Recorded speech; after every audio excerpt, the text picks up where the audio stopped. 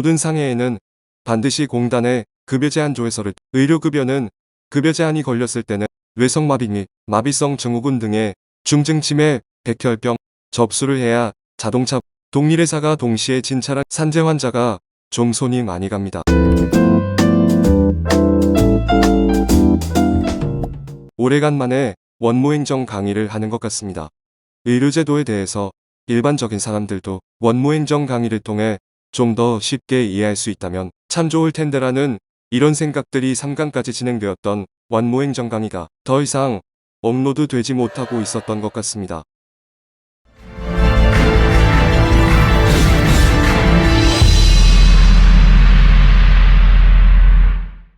오늘 알려드리는 내용은 산정특례 중증 환자 등록, 의료급여 일수의 상한, 급여의 제한, 요양급여의 행위에 대해서 최대한 간결하게 설명을 드리려고 합니다. 이 내용 중에서 산정특례, 특히 중증치매 산정특례에 대해서만 Q&A 형식으로 보다 자세하고 이해하기 쉽게 다음 영상에 별도로 올릴 예정입니다. 중증치매 산정특례 기대해 보셔도 좋을 것입니다. 그럼 본론으로 들어가 보겠습니다.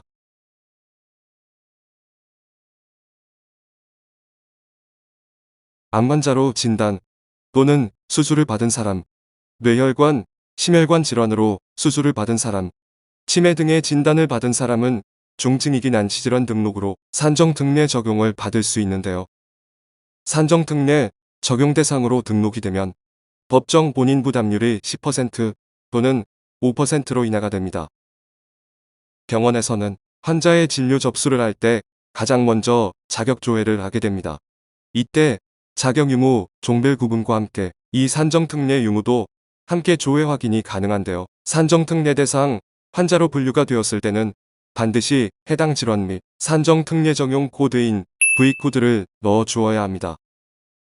기본적으로 가장 많이 적용되는 질환으로는 중증치매, 백혈병, 위암, 폐암, 뇌종양 등 모든 암을 포함하여 중증 심장질환자로 개심수를 한 경우, 그리고 중증 뇌혈관 질환자로 개두수를 한 경우가 있고, 희귀 난치질환, 중증 난치질환, 결핵 등이 대표적으로 많이 등록 적용되는 산정특례 질환입니다.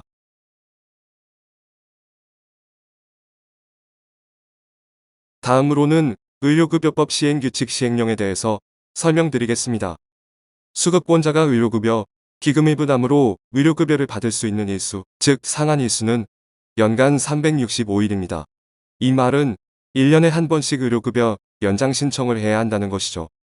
정신 및 행동장애 간치를 포함하여 뇌성마비 및 마비성 증후군 등의 질환을 가진 환자는 상한 일수에서 30일을 추가하게 됩니다. 이것을 의료급여 일수의 상한이라고 이해하시면 될 것 같습니다.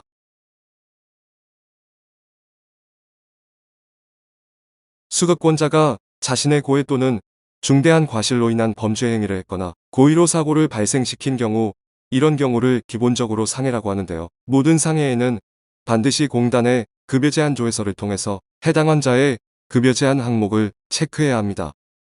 수급권자가 정당한 이유 없이 규정이나 의료급여, 기관의 진료에 관한 지시에 따르지 않은 경우, 즉 의사의 퇴원 오더에 불응하고 퇴원을 하지 않고 계속 병실에 있다면 급여 제한으로 건강보험 적용을 받지 못하게 될 수도 있습니다. 의료급여는 급여 제한이 걸렸을 때는 그 사유를 반드시 급여 환자 본인에게 알려주어야 합니다. 건강보험, 의료급여 이외에 재정의 종류로는 자동차보험, 산재보험, 일반으로 나뉘어집니다. 자동차보험 환자의 경우 팩스로 지불보증서를 받아야 합니다. 그리고 지불보증서에 기재된 사고 접수번호와 지불보증번호, 사업장 명칭을 환자 접수 전에 체크하고 접수를 해야 자동차보험 적용이 됩니다. 그리고 산재보험 환자의 경우 원무과에서는 최초 요양신청서, 요양비 청구서, 휴업급여 청구서, 상병보상 청구서, 이것은 합병증 예방관리입니다. 장애보상 청구서 등의 업무를 고용산재 토탈에서 관리를 해주어야 합니다. 산재 환자가 좀 손이 많이 갑니다. 일반 환자는 말 그대로 건강보험 적용이 안 되는 환자입니다. 보험금 체납 등으로 급여 제한이 걸렸거나 상해 등으로 진료를 보는 환자입니다. 자동차보험, 산재보험 역시 상해입니다. 산재와 자보에 대해서는 이 기초 강의가 모두 끝나는 대로 별도로 기획하여 더 자세하게 설명드릴 예정이니 오늘은 이런 재정 종류가 있다라는 것만 알고 넘어가겠습니다. 다음으로는 요양급여 행위에 대해서 알아보겠습니다. 요양급여의 행위에는 진찰료, 입원료, 간호관리료, 의약품 관리료로 나눌 수 있습니다. 진찰료는 외래에서 환자를 진찰한 경우에 처방전의 발행과 상관없이 산정하게 됩니다. 초진 환자의 경우 초진 진찰료, 재진 환자의 경우 재진 진찰료를 산정하게 된다는 것이죠. 해당 상병의 치료가 종결되지 않고 계속 내원하는 경우에는 내원 간격에 상관없이 재진 환자로 보게 됩니다. 또 안치 여부가 불분명하여 치료의 종결 여부가 명확하지 않을 경우 90일 이내에 내원 시 재진 환자로 봅니다. 해당 상병의 치료가 종결된 후 동일 상병이 재발하여 진료를 받기 위해서 내원한 경우에는 초진 환자로 보게 됩니다. 단 치료 종결 후 30일 이내에 내원한 환자는 재진 환자로 봅니다. 치료의 종결이란 해당 상병의 치료를 위한 내원이 종결되었거나 투약이 종결되었을 때를 치료의 종결로 이해하시면 됩니다. 진찰료 1회 산정 여부가 있는데요.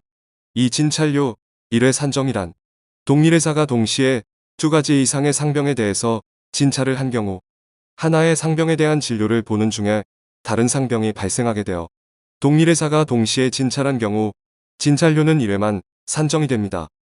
좀 더 쉽게 말씀드리면 진료를 받고 집에 가셨다가 그날 다시 동일회사에게 진료를 보러 왔다면 다른 상병 유무와 상관없이 진찰료는 1회만 산정이 된다는 것입니다. 그리고 동일한 상병에 대하여 2인 이상의 의사가 동일한 날에 진찰을 받게 된 경우입니다. 다음으로는 입원료입니다. 입원료는 입원 환자 의학관리료 플러스 입원 환자 간호관리료 플러스 입원 환자 병원 관리료를 1일당 입원료로 산정합니다. 1일은 정오 12시부터 다음날 정오 2시까지를 1일로 산정합니다. 그리고 0시에서 6시 사이에 입원하거나 18시에서 24시 사이에 퇴원한 경우에는 입원료 소정 점수의 50%를 별도로 산정합니다. 6시에서 12시 사이에 입원하거나 12시에서 18시 사이에 퇴원한 경우에는 동기간의 입원료는 산정할 수 없습니다. 입원과 퇴원이 같은 날에 이루어진 경우에는 전체 입원 시간이 6시간 이상의 경우에 하루의 입원료를 산정합니다. 입원료는 입원 16일부터 30일까지는 해당 점수의 90%를 산정합니다. 이때 사용되는 코드는 31일째부터 입원료는 해당 점수의 85%를 산정합니다. 이때 사용되는 코드는 요양병원은 181일째부터 360일까지 95%를 산정하고 그 이후에는 90%를 산정합니다.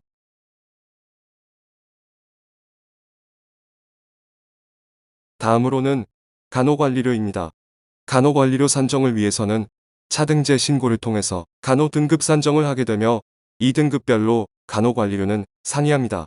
차등제 등급으로는 1등급에서 7등급까지 있으며 요양기관은 간호사 1인당 2.5병상 미만은 1등급, 2.5에서 3병상 미만 2등급, 3에서 3.5병상 미만 3등급, 3.5에서 4병상 미만 4등급, 4에서 4.5병상 미만 5등급, 4.5에서 6병상 미만 6등급, 6병상 이상은 7등급인데요. 이 7등급은 입원 환자 간호관리료 마이너스 5% 감소되는 페널티가 적용됩니다. 다음으로 외래 환자 의약품 관리료는 내복약 조제 일수에 따라 산정하게 됩니다. 외용약과 주사제를 내복약과 복합으로 조제한 경우 내복약의 조제 일수에 의해서 정해지게 됩니다. 외래 환자 의약품 관리료가 있으면 당연히 입원 환자 의약품 관리료도 있겠죠. 입원 환자 의약품 관리료는 입원 기간 중 투약한 경우에 따라 산정하게 됩니다. 마지막으로 가정간호 기본 방문료가 있는데요. 이 가정간호는 월 8회를 초과할 수 없습니다. 8회를 초과하게 되었을 때는 환자가 100%를 부담하게 됩니다. 오늘 강의는 여기까지입니다. 강의 내용이 유익하셨나요? 유익하셨다면 구독, 좋아요, 알림 설정 부탁드립니다. 저 병아리는 다음 시간에 다시 오겠습니다. 시청해주셔서 감사합니다.